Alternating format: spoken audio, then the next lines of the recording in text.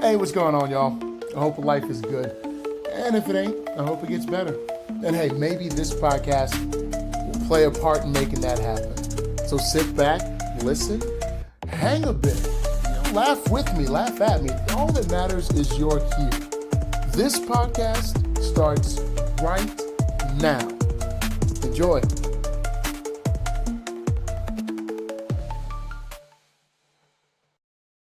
Hey, what's going on, y'all? My name is Blaze, and I'm somebody's dad, just figuring it out. That's the name of this podcast. I appreciate you giving your time here to listen. You got plenty of things you could be doing, and maybe you're doing them and listening to this at the same time. Thank you. Much appreciated for giving me a moment, a couple of minutes, half an hour, or running this thing on repeat. All of it helps. And should you feel so inclined, I would say feel free to like, share, subscribe, rate 5 stars, all of the things wherever you're listening to this, whether it be a clip on YouTube, TikTok, Instagram, or Facebook, or maybe you're listening to the full thing on Spotify or Apple Music. However you're getting this, the fact that you're even taking the time to listen, forget about it. You don't understand what it means. I don't think you do, but I'm appreciative and I'm grateful for it. Y'all, I'm filming this thing, recording this thing. It gotta be like 1 o'clock in the morning right now. I got back from Cary. I was dropping some things off, helping out a buddy of mine who's just needing me to hold some things for him, and drove out there to have him switch some things out. Prior to that, the whole family was cleaning the studio, giving that a deep clean, and the kids did awesome there in terms of not yelling at each other too much. So, I mean, what can you expect from a 6 and a 4-year-old that are siblings?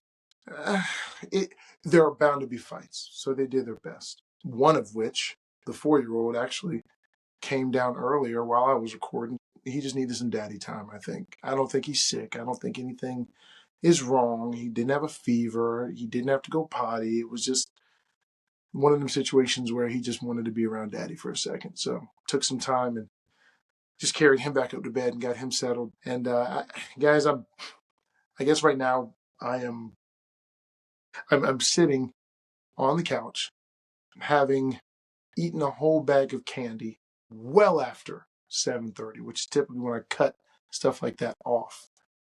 And having drunk an energy drink, which, I mean, tasted okay, but I already know it was bad for me because I don't think energy drinks in general are just some horrific thing, but I do think that not all energy drinks are created equal. And the energy drink that I normally drink is XS. They're not paying me for this promotion or nothing like that. I just personally like XS. I like what's in it. I like what it does for me, all that good stuff. And do I have a little bit of energy? Yeah, but I know I'm going to crash, and that's not going to be fun. But just sticking to that, putting bad things in my body, like in this bag that has the bag of candy that I ate, which was a shareable size, meaning it was not meant to be eaten all in one sitting. There is a bag of Zingers. And for some of y'all who don't know what Zingers are, essentially they're Twinkies with a yellow frosting on top of them. And they're nasty. But I've just been eating them since I was a kid, and I swear it's got nothing to do with taste at this point. It's just habit, muscle memory, and something that triggers it. I don't know. But guys, I'm looking at myself in the mirror at times, and I'm just like, this is not the body I want. But it's not even so much the body. It's, I know that the body I have is because of poor habits and poor decisions and me not taking care of myself. And then at a certain point, whether it be with your health or whether it be with a particular task or whether it be with something you want to accomplish or any pursuit, you got to stop breaking promises you make to yourself. And I got to do that too. There's been so many times where I've gotten really good at going to the gym, been eating really healthy. And then for whatever reason, it's almost like I quit after the victory. And not that I quit going to the gym, although I've been slacking on that like crazy. I quit being disciplined in what I put into my body. And I know this sounds like me just whining here, right? But I'm saying maybe you can relate. Maybe there's something that you know that you're doing that's not good for you, or you know you're not doing that would be good for you. And in either case, the thing that needs to be done, the decision that needs to be made, isn't being made, nor is it being done. It's just, and it sucks. But I had to ask myself, like, really, what's going on? And one of the things that I realized, and maybe those of you who have gotten past this point where you're breaking promises you made to yourself, where you're falling off the wagon, getting back on the wagon, falling off the wagon again, where you're stopping and starting in terms of consistency. Maybe you guys will relate to this. When I sat down and asked myself what's going on, it's that I am not keeping my reason in front of me, my why. I don't necessarily think this is some huge revelation, but maybe to some folks it is. This is something I was told to do, and I just let it go. I'm somebody's dad. My health is not just for me. My health is an example to my kids. My health is me staying around so I can spend the rest of my life with my wife and not die early and have her marry somebody else. I don't even want to think about that. Lord Jesus, no, she's mine. I'm hers. That's it. We're not even finna just go down that road. I refuse. I rebuke it in the name of Jesus. Yarabosh. But you get the point. Like, me doing this thing, me accomplishing this thing, me being consistent and remaining so benefits family. Yeah, it benefits me. I get something out of it. Just like you being consistent in taking action toward that goal, you get something out of it, the attainment of that goal. But all the people around you get something. It's kind of like this. You doing the things that are necessary on a daily basis for you to realize your dream, to actualize it, make it a reality. When it's hard, when it's inconvenient, when it's easy, when it's fun, at all times, doing what you need to do. It's kind of like the tree that bears fruit. The person you become in your pursuit is phenomenal. You grow, you change as you try, fail, and adjust. You learn, you become a better version of yourself. You bear fruit of maybe a different outlook, different perspectives, gems that you could pass on to other folks in terms of experience and wisdom. Being able to now explain the ways that you got to where you are so that you can then show someone else. Here's some tools that I can give you that maybe can help you to get to where you are. That's all fruit. But if you notice, the fruit of the tree is not for the tree. You're the tree. You realizing and actualizing your goals and dreams. You being consistent in the habits and the actions and the words and the disciplines that are necessary for you to grow, change, and become that which you want to be. That is all fruit from you, the tree. And the fruit of the tree is not for the tree. But sometimes that makes it even harder when you let that discipline slip. Because you're like, dang it, me letting it slip is now potentially becoming detrimental to the individuals for whom my fruit is to be produced. Right? Again, fruit of the tree is not for the tree. Someone else is going to come and pick that fruit, ingest it, take it in, and be made better for it. But it's really hard to water the tree every now and again and expect it to produce. It's daily, consistent watering, daily, consistent cultivation. And as a dad, I know that my wife wants a man who's consistent because predictability is pretty sexy. Predictability brings about security and comfort. And consistency is very predictable. It's not always convenient, and it's not always a feel-good sort of situation, because I'm certain those individuals who had to be consistent had to say no to some things. that they really, really wanted to say yes to. I'm certain there are a couple wives that, when they were in the pursuit of something, had to say no to their husbands on some things, and a couple husbands that said, "Listen, I can't right now," to their wives. Or there were some individuals who said, "I can't go on the vacation. God knows I want to go on that vacation, and they're paying for it. Oh, I want to go on that vacation so bad, but I got to say no because I got to be consistent here." Because if I'm consistent here, I'm going to produce fruit, and maybe that fruit is going to feed a starving individual, maybe even one of those individuals who went on that trip. And so when I look at the bag of candy that's completely eaten and the pack of zingers that has one less zinger, it doesn't feel good. It sucks. But I'm going to make a commitment now.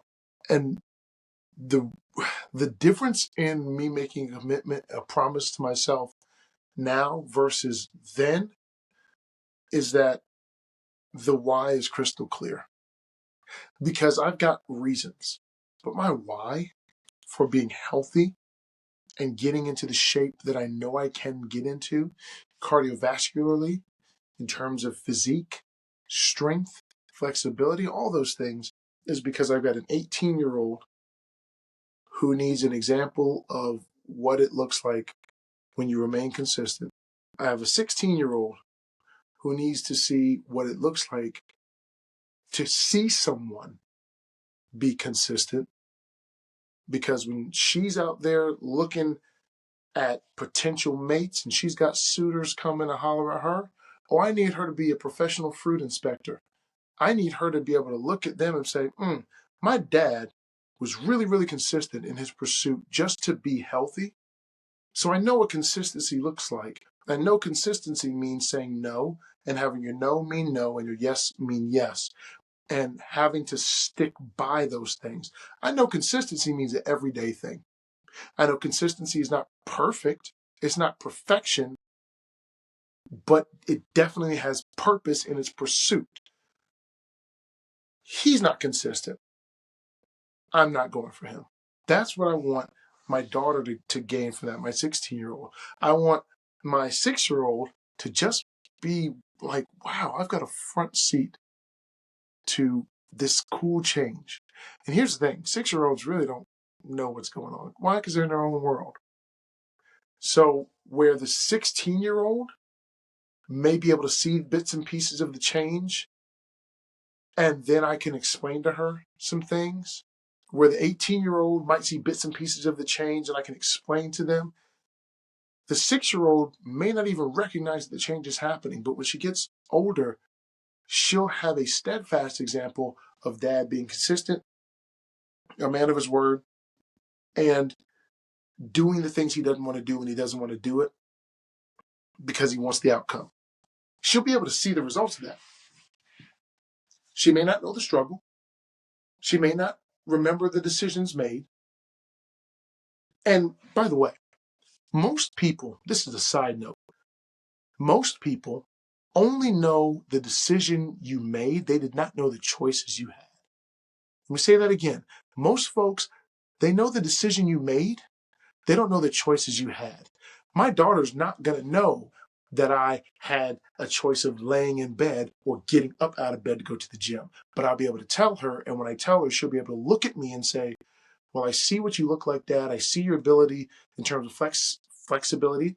I see that you can run for days. I see that you're strong. I see that you feel good about yourself. And I see that you're disciplined not only in going to the gym, but you're disciplined in this, and this. And it seems like life is really good for you. I should probably listen. And that's the same thing with the 4-year-old. The thing is, with the 4-year-old, he is the baby boy. And at this point, I hang the moon.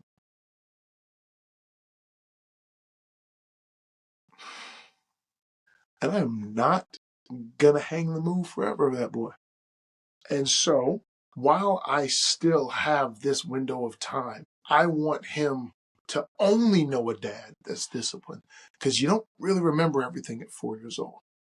Maybe not even at 5 years old, maybe not even at 6, but at some point you start remembering stuff. I want him to only remember discipline, consistency, being a man of your word, doing what you don't want to do when you don't want to do it, but knowing it has a purpose and that it must be done. And wow, this is seeming super deep for a bag of candy and a pack of Zingers -1 and an energy drink that had way too much sugar in it. So throw whatever you want in there. Throw whatever pursuit, throw whatever subject matter you want in there. It all comes down to, at some point, you got to draw the line in the sand, draw the line in concrete, or whatever material you want to draw lines in. You got to make the decision to commit to the change and to the process necessary to make that change. And remember why you're doing it and keeping that in front of you.